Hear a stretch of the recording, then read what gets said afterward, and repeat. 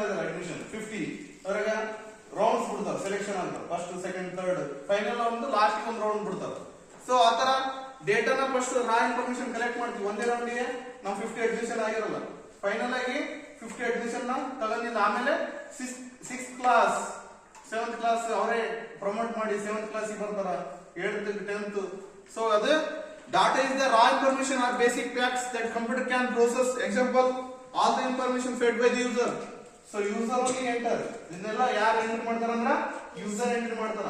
ಪ್ರತಿಯೊಂದು class data ಇರಬಹುದು, so ಯಾವ್ದು ಇನ್ಫಾರ್ಮೇಶನ್ ಎಂಪ್ಲಾಯ್ ಇನ್ಫಾರ್ಮೇಶನ್ ಇರಬಹುದು, ಅದಕ್ಕೆ ಯಾವುದೇ ಮಾಹಿತಿ ಇರಲ್ಲ ಅದಕ್ಕೆ ಏನಂತ ಕರಿತೀವಿ ನಾವು ಡಾಟಾ ಅಂತ ಕರಿತೀವಿ.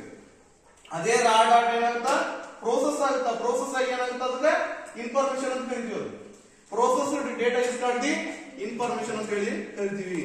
ಓಕೆ, ಇದನ್ನ ಯಾರು ಟೈಪ್ ಮಾಡ್ತಾರಂದ್ರ ಯೂಸರ್. ಯಾರು ಕಂಪ್ಯೂಟರ್ ಯೂಸ್ ಮಾಡ್ತಾರಲ್ಲ ಅವ್ರಿಗೆ ಏನಂತ ಕರಿತೀವಿ ಯೂಸರ್ ಅಂತ ಕರಿತೀವಿ.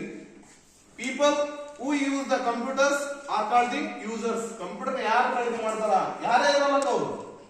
ಸೊ ಇಲ್ಲಿ ಆಫೀಸ್ ಆಗಿರ್ಬೋದು, ಕಂಪನಿಯಲ್ಲಿ ಇರ್ಬೋದು, ಎಲ್ಲೇನ ಯೂಸ್ ಮಾಡಿ ಒಂದು ಸ್ವಂತ ಇನ್ಸ್ಟಿಟ್ಯೂಟ್ ಆಗಿರ್ತಾರಲ್ಲ, ಅಂಗಡಿ ಇರ್ಬೋದು, ಯಾವುದೇ ಫೀಲ್ಡ್ ಅಲ್ಲಿ ಇರ್ಬೋದು, ಯಾರು ವರ್ಕ್ ಮಾಡ್ತಿರ್ತಾರಲ್ಲ ಅವ್ರಿಗೆ ಏನಂತ ಕರಿತೀವಿ ಯೂಸರ್ಸ್. ನೋಡ್ರಿ, people who use the computers are called the